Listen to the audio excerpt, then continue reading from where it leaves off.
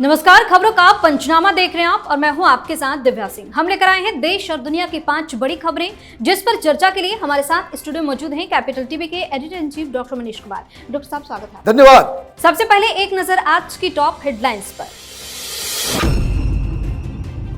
Nigeria के Abuja पहुंचे PM Modi, Vande Mataram के जय घोष के साथ भारतवासियों ने किया भव्य स्वागत, मोदी के लगे नारे।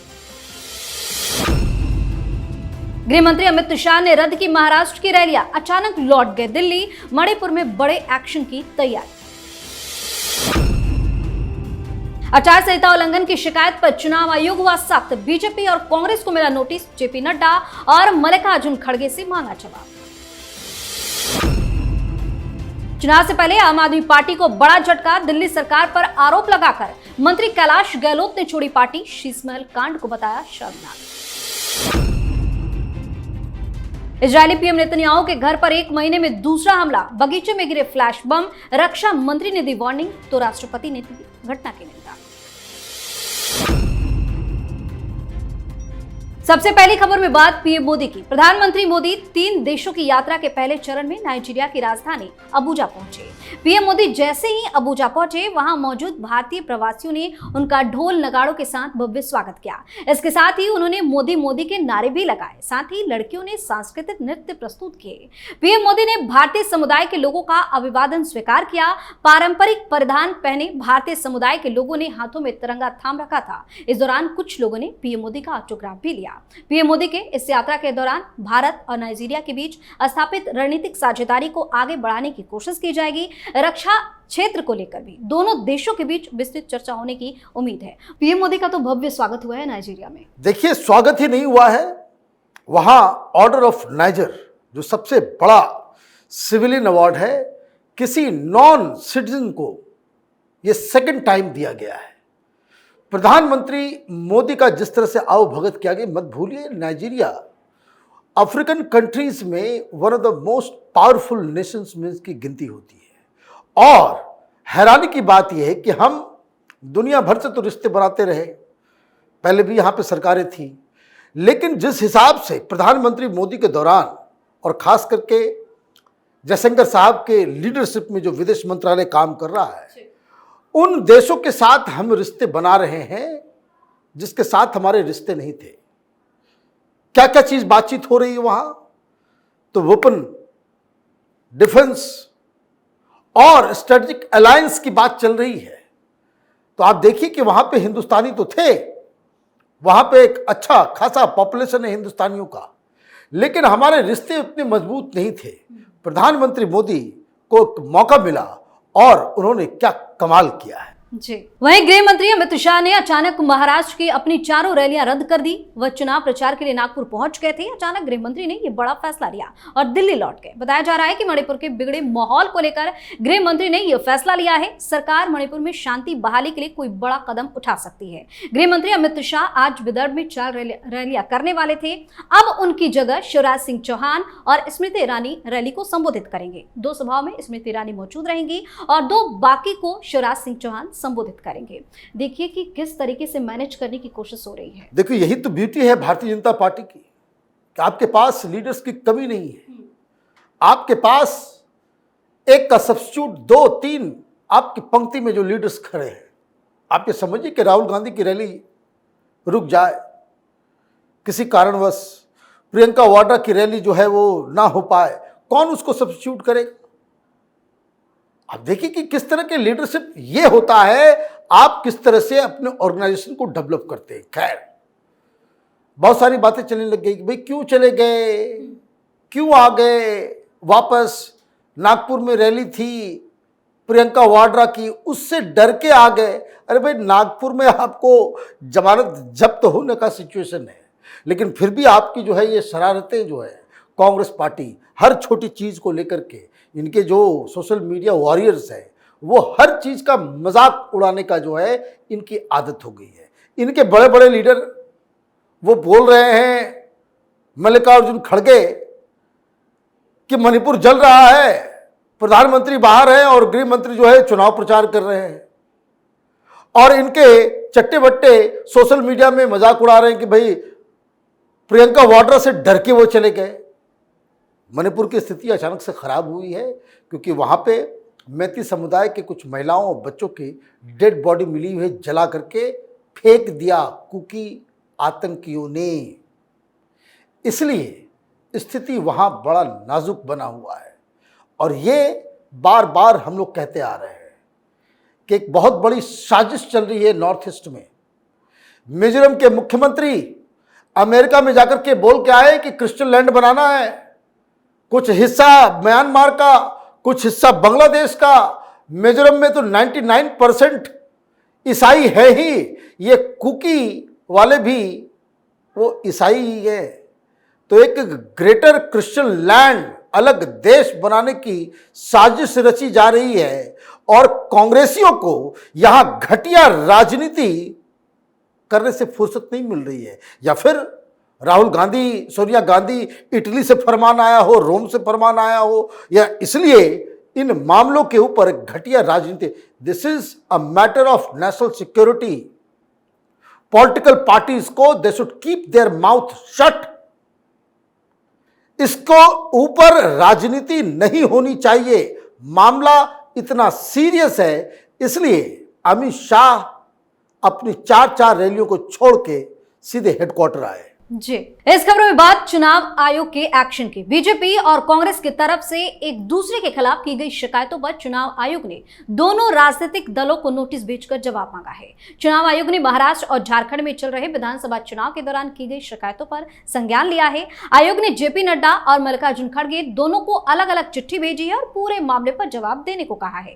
बीजेपी ने कांग्रेस नेता राहुल गांधी के खिलाफ चुनाव आयोग में शिकायत दर्ज कराई थी। बीजेपी ने महाराष्ट्र में संविधान के बारे में गलत बयान देने और राज्यों के बीच मतभेद पैदा करने के लिए झूठ बोलने का आरोप लगाया। तो कांग्रेस ने पीएम मोदी और अमित शाह के खिलाफ महाराष्ट्र और झारखंड में झूठे विभाजनकारी भाषण देने का आरोप लगाया था। अब क्या आगे क्या करेंगे, जवाब दिया जाएगा? देखिए, जवाब ये फ्यूटाइल एक्सरसाइज है, अननेसेसरी। ये रोते हुए बच्चों की तरह राहुल गांधी ने ये कह दिया, इसी के पास चले गए, मोदी ने ये कह दिया, इसी के पास चले गए। भाई इसी क्या कर लेगा, क्या कर लेगा? नोटिस भेज देंगे, कोई वकील जो है उसका आंसर दे देगा। जेपी नड्डा के लेटर हेड के ऊपर कोई वकील जो है आंसर बना करके भेज देगा, हो गया मामला खत्म। भाई झूठे इंफॉर्मेशन दे दो, पैसे बांटते हुए पकड़े जाओ, या मौलाना गैंग वहां फतवे निकाल रहा है, मुसलमानों को धमकाया जा रहा है कि बीजेपी को वोट किया तो तुम्हारा खाना सोशल बायकॉट कर दिया जाएगा, खाना पीना सब उठा दिया जाएगा। ये सारी चीजें हो रही है। इलेक्शन कमीशन के पास कुछ है ही नहीं पावर।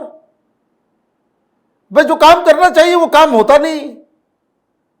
और ये पॉलिटिकल पार्टीज हैं, ये अननेसेसरी का फितूर में जो है वो लोग जाते हैं, वहां पे कोई कुछ होता नहीं है। जिसको जो मनाता है वो करते हैं। वो ठीक है, आप अमेरिकन मॉडल ले लीजिए कि भाई फ्रीडम ऑफ एक्सप्रेशन है, वो आपको झूठा कह रहा है, आप भी उसको झूठा कहिए, मामला खत्म करो। भाई ये बच्चों की तरह रोने क्या है? और हर चीज में आप इलेक्शन कमीशन के पास जाते हो तो ये मसला इस तरीके से धीरे धीरे कितना चुनाव नीरस हो गया है, पार्टिसिपेशन लोगों का खत्म हो गया है। एक तो पॉलिटिकल पार्टीज हर जगह एजेंसीज बहाल कर ली है, हर काम एजेंसी के जरिए हो रहा है, तो कार्यकर्ता मर गया। और पॉलिटिकल पार्टी इन सारे चीजों को कहते हैं कि डेमोक्रेसी और चुनाव का ये इतना ज्यादा मैकेनाइजेशन किया जा रहा है, दिस इज नॉट गुड। और अब बात आपको लगे झटके की। दिल्ली विधानसभा चुनाव से पहले आम आदमी पार्टी को बड़ा झटका लगा है। दिल्ली के मंत्री और आम आदमी पार्टी के नेता कैलाश गहलोत ने पार्टी से इस्तीफा दे दिया। कैलाश गहलोत ने पार्टी के राष्ट्रीय अध्यक्ष अरविंद केजरीवाल और दिल्ली के सीएम आतिशी को इस्तीफा भेजा, जिसके बाद दिल्ली के सीएम आतिशी ने गहलोत का इस्तीफा स्वीकार कर लिया। गहलोत ने अपने पद और पार्टी से इस्तीफा देते हुए एक पत्र केजरीवाल को भेजा। उन्होंने इस्तीफे में यमुना की सफाई और शीश महल का मुद्दा उठाते हुए कई गंभीर आरोप भी लगाए हैं। चुनाव से पहले कितना बड़ा झटका, बहुत बड़ा झटका है ये। और इतना बड़ा झटका है कि संभल नहीं पाएंगे अरविंद केजरीवाल। ये कोई साधारण लीडर नहीं है, कोई एमएलए नहीं है। आपके 62 में से चुने हुए 5 मंत्रियों में से एक है। वो सीनियर मिनिस्टर है जो अभी मुख्यमंत्री, जब केजरीवाल तिहाड़ के अंदर थे तो इसने 15 अगस्त को झंडा फहराया था। He is so important. और आपका बहुत बड़ा हमराज भी है। तो होता यही है कि जब दोस्त दुश्मन बनता है तो बड़ा घातक हो जाता है वो, क्योंकि वो आपके सारे राज जानता है। और उसने 3-4 मुद्दे उठा दिए। पहला मुद्दा ये उठाया कि हम लोग पथभ्रष्ट हो गए, पार्टी पथभ्रष्ट हो गई है, हम राजनीति ज्यादा कर रहे हैं, झूठ ज्यादा बोल रहे हैं, जनता की सेवा नहीं कर रहे हैं। नंबर 2, उसने कहा कि अब हम लोग आम आदमी नहीं रहे, ये जिधर हम लोग जाते हैं थू थू होता है चारों तरफ। ये शीश महल जो है केजरीवाल ने अपनी अय्याशी के लिए जो बनाया, उससे बड़ा एम्बेरसमेंट हो रहा है। कहाँ मुंह दिखाएं, जहाँ जाते हैं वही कहता है कि भाई ये 12 लाख का कमोड कैसा होता है, कभी गए हो, कभी देखे हो। तीसरा मुद्दा जो उन्होंने उठाया कि आपने यमुना को साफ आप नहीं कर सके, 2015 से हम लोग करते आ रहे हैं और इसके ऊपर सिर्फ राजनीति करते आ रहे हैं और पैसे खा गए।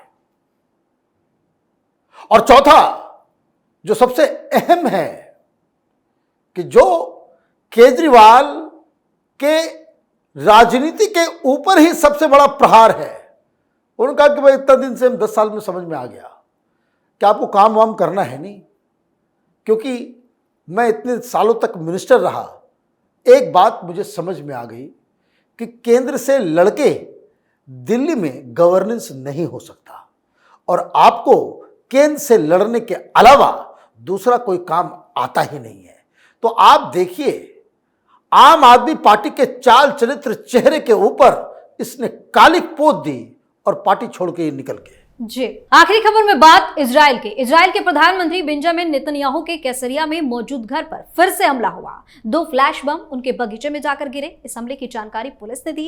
एक बयान में कहा गया है कि जब यह हमला हुआ तो प्रधानमंत्री नेतन्याहू और उनके परिवार का कोई भी सदस्य घर पर मौजूद नहीं था। किसी नुकसान की कोई जानकारी सामने नहीं आई है। वहीं इजराइल के रक्षा मंत्री ने कहा कि इस घटना ने सभी रेड लाइन को पार कर दिया है, अब सब्र का बांध टूट चुका है। उन्होंने सुरक्षा और न्यायिक एजेंसियों से जरूरी और कठोर कदम उठाने को कहा है। वहीं इजरायली राष्ट्रपति ने घटना की कड़ी निंदा की है, वार्निंग दे दी है रक्षा। देखिए, वार्निंग नहीं, इजराइल वार्निंग थोड़ी देता है, वो कड़ी निंदा नहीं करता है, कड़ा एक्शन लेता है। 14 हमास के लोग निपट गए, 100 से ज्यादा मिसाइल फिर गाजा पे मारा गया है। इससे पहले डोनाल्ड ट्रंप वो ओवल ऑफिस में जाए, शपथ लें, उससे पहले ये निपटा देंगे सारा चीज। और जब वो शपथ लेंगे उसके बाद कहेंगे कि भैया पीस आना चाहिए, नेतन्याहू भी कहेंगे यहाँ पीस आना चाहिए। सब कुछ बर्बाद करके गाजा के अंदर फिर यही लोग कहेंगे भाई पीस पीस पीस। ठीक है, बहुत सही है। आपके घर, आपके देश के अंदर घुस के कोई 1200 लोगों को कत्लेआम कर दे, यही एक्शन होना ही चाहिए। बहुत ही प्रोपोर्शनेट एक्शन है। हिजबुल्लाह को भी ठोका जा रहा है, आज फिर वहां पे हमला किया गया है। आप नेतन्याहू के बागीचे में बॉम्ब गिरा करके चैन से सो लोगे? भाई नेतन्याहू ने कुछ दिन पहले क्या कहा कि जो पेजर फटे थे इधर उधर, उस मैंने आदेश दिया था। नेतन्याहू ने साफ कहा कि हमने आदेश दिया था कि फोड़ो इन लोगों का पेजर ब्लास्ट करवाओ। तो जो एजेंसी, जो सरकार ये काम कर सकती है बेझिझक, आपको तो सुरंग के अंदर ही ये लोग दफना देंगे, आप लोगों को मालूम नहीं चलेगा। और ये दुस्साहस, ये हिजबुल्लाह, हूती, हमास, ईरान, इन सबको बड़ा महंगा पड़ने वाला है। बहुत बहुत धन्यवाद सर तमाम जानकारी के लिए। धन्यवाद। खबरों का पंचनामा में आज के लिए इतना ही। देश और विदेश की बाकी खबरों और उनके सटीक एनालिसिस के लिए देखते रहिए कैपिटल टीवी। हमें लाइक कीजिए, शेयर कीजिए और हाँ, कैपिटल टीवी को सब्सक्राइब करना बिल्कुल ना भूलें। धन्यवाद।